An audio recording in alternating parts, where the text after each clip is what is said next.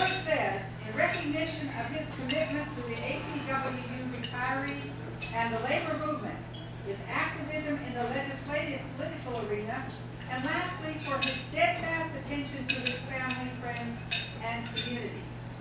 Now, John, to me, is Mr. Post Office. Whenever we go to the General Mail Facility, PNDC, whatever they call it, the particular month, when you get there, there's people there that know him. He retired in 1992. He worked for 35 years. He came to work in 1957.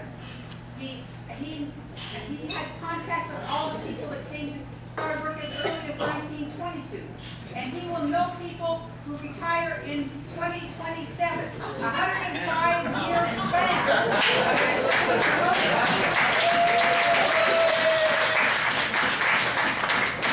And he has a kind of mind and memory that focus on remembering faces, their names, and the interesting, unique day-to-day things that these people did and do. And he just remembers that kind of thing. It's just so awesome that all the people come up and know him. I'm struggling to remember the names of these people that came in just before I left. And they're all over him, and he's all over them. And it's just awesome and wonderful. He's here with his two sisters, Mary and Rose. He has two other sisters, Rita and Joan.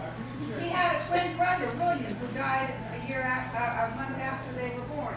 His father was Jack Casserly. His mother was Mary Casserly. Jack Casserly worked for the post office.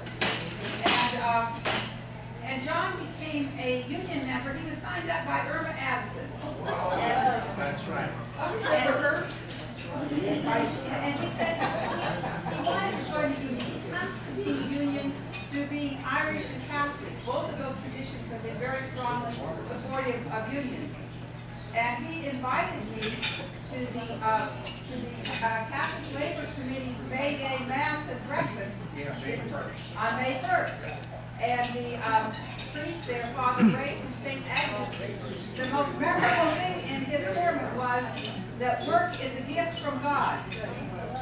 And despite what post office and other institutions try to do to work, essentially it's a gift from God, and it should be, and that's part of what unions are working to keep it that way.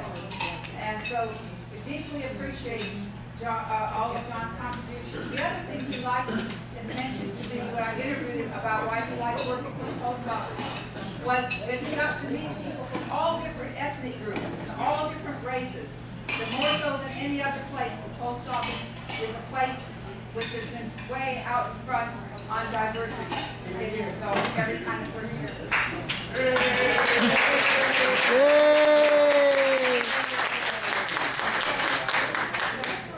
This is your award. And I'm just so very, very grateful for knowing you and how you call me up. You asked about this person and that person. Thank you. Right. And we have some flowers for you, Johnny.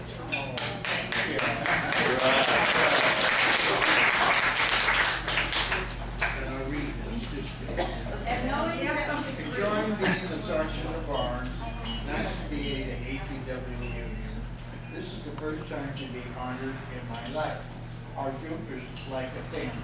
I am glad I work for the U.S. Postal Service. Keep the Postal Service going and fight stigmas.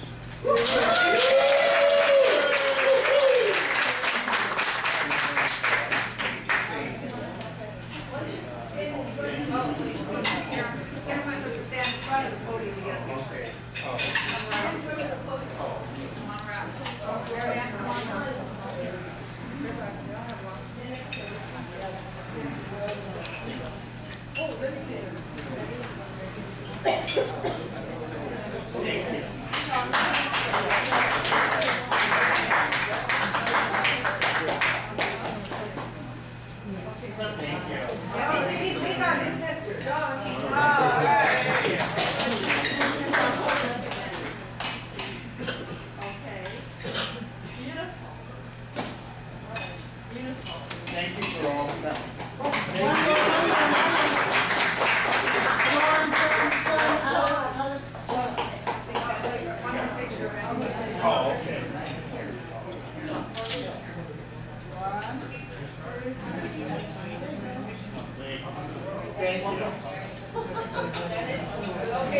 way more about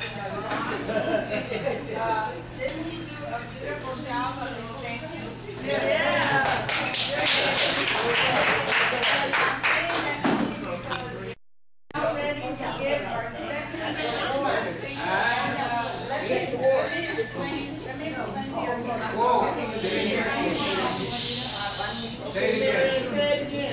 Let me explain how we do the awards. Besides coming to be 65, we have a woman and a man.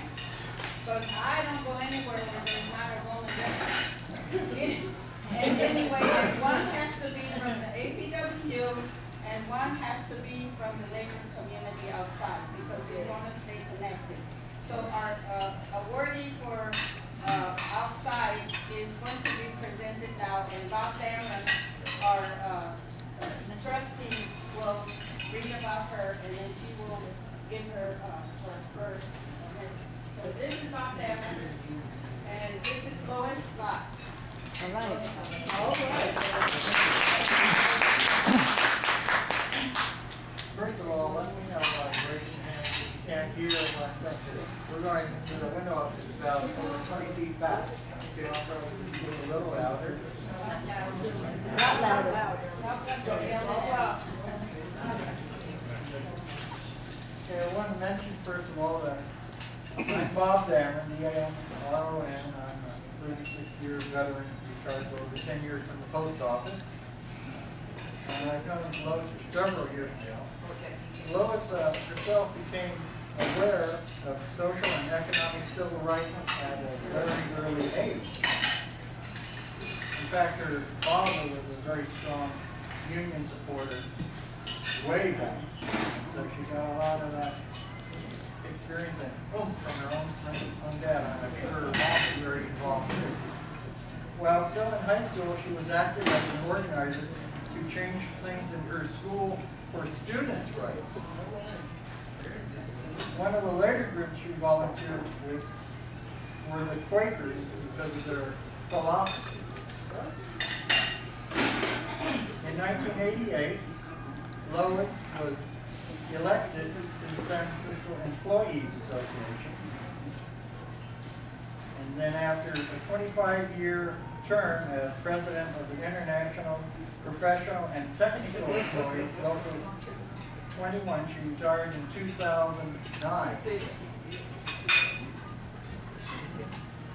She's actually still a delegate, believe it or not. You know, this is going on over 30 years now. She's still a delegate to the San Francisco Labor Council for the Local 21, the same union. She's also current vice president of Forum.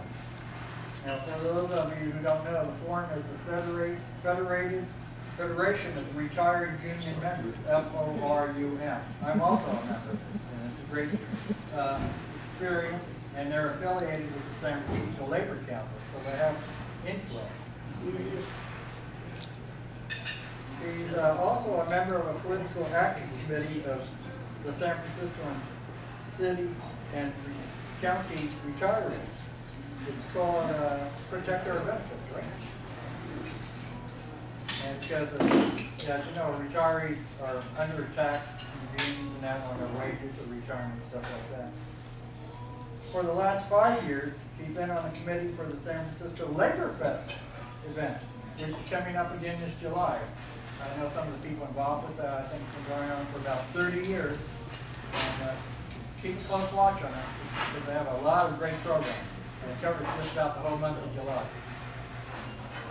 Her spouse, Bernie Choden, there he is, Bernie. All right. He's a lifetime UAW, United Auto Workers, steward, and he has been and still is, obviously, a great inspiration to Lois and her union activities. He's presently on the board of San Francisco Tomorrow, so he's looking out for the future of San Francisco as well. Thanks, Bernie. On a personal note, and get this, both her parents survived the 1906 earthquake and fire in San Francisco. So we're talking almost 110 years ago. She attended both the 50th reunions of Oakland High School and UC Berkeley.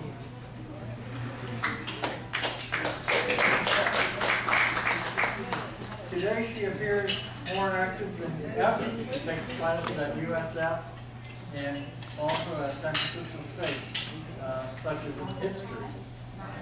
And let's see, she's also been involved, even though she's not a member of the post office, we honor not union employees and retirees who are not just members of the post office, but members of the community at large. And she has been, that's why I'm wearing the shirt. Several people have the shirt on right here. Stop Staples. She's actually been at several of our rallies. So I feel that she should be an honorary member of the American Postal Workers Union. And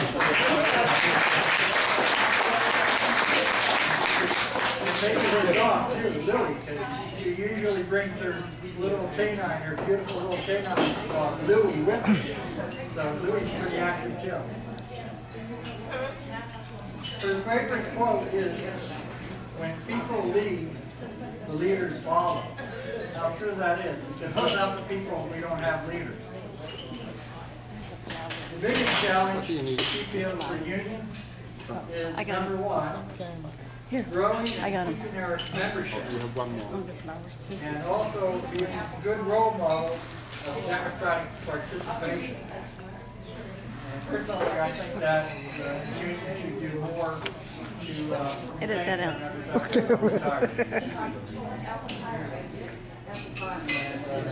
Is that what you ordered? One last thing I think that Lois is certainly one of the best friends and supporters that labor unions and working people could ever have. And Bernie certainly, as I mentioned, is a great supporter of her himself. With that, it's my pleasure. I'm not going to say adieu or anything like that. I'm just going to say it's my great pleasure to present Lois with this award, APW Retiree, the Older American Woman.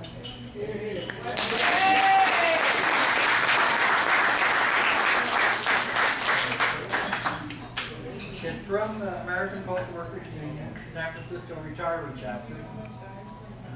And we're presenting this Older American Award to Lois Scott, International Federation of Professional and Technical Engineers, Vice Chair, Federation of Retired Union Members, Forum, in recognition of her activism in the areas of organizing and political legislation within the labor movement and civil rights. APWU SF Retiree Chapter 7th Anniversary Celebration today, Sinbad Restaurant, San Francisco. And this is May 19th, 2015. Thank you very much. All right.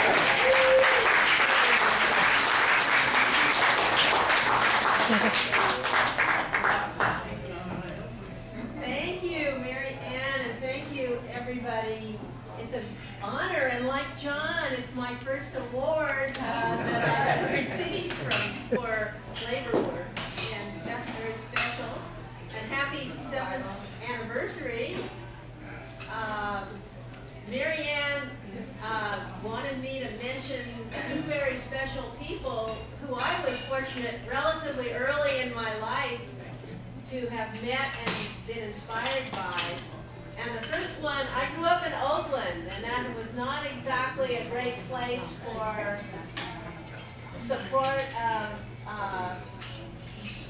the young students that I was going to high school with, for being an open community, or for even allowing students to study world history in high school. I was not allowed to study that. But I did get involved with civil rights even in high school. And I went to a conference sponsored by the Friends, and I met Martin Luther King Jr., who was somebody that even then as a teenager, over 50 years ago, was a great inspiration. And it was very special in my life, I realized, to have had the chance to have met him, and he was actually talking to a conference of teenagers across Northern California, inspiring a next generation. The second person that Mary Jane wanted me to mention, and this was when I was working in Richmond, California, and it was Cesar Chavez. And he came to Richmond one evening, and it was in the Richmond City Hall, and he had a few of the farm workers with him, and they stood there so proud with their flags, and I remember just the pride he exhibited in the farm workers and in himself, and he too was a great inspiration for me. And I guess I'm very lucky to have had people like that in my background. And I appreciate, very fast forward to today, it was mentioned my spouse, and where's my, oh, here. This is Louie. And when I was a little girl, I had a Cocker Spaniel, and then when I retired in 2009, got a wonderful little rescue dog, and he takes me for walks every day, and he sometimes comes to picket lines and staples. And he even had his own little t-shirt with stickers on it that he wears too. Thank you, Lois. Thank you.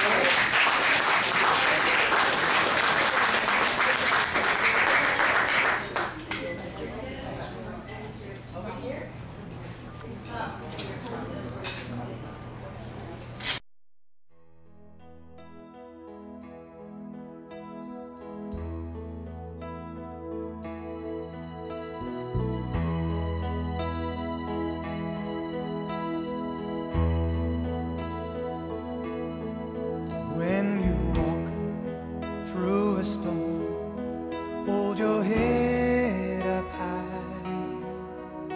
Oh, and don't be afraid of the dark, 'cause at the end of a storm, there's a golden sky and the sweet silver sounds of a lark.